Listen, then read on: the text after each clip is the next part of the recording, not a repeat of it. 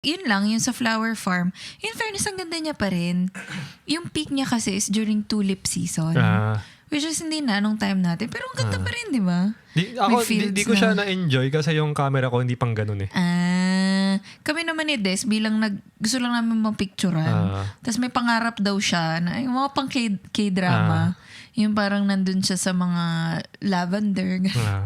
Sobrang dami namin picture. Pero yung ano nun na, ito pa yung medyo nagulat din ako. Kasi may packed meal, di ba? Yeah.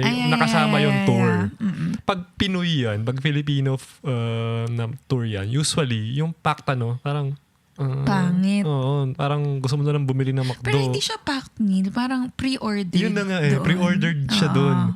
Na parang captured market ka na eh. So, di nila kailangan ng sarapan. Mag-effort. Oo. Pero pag... Tsaka yung sa The Dinkwap Show.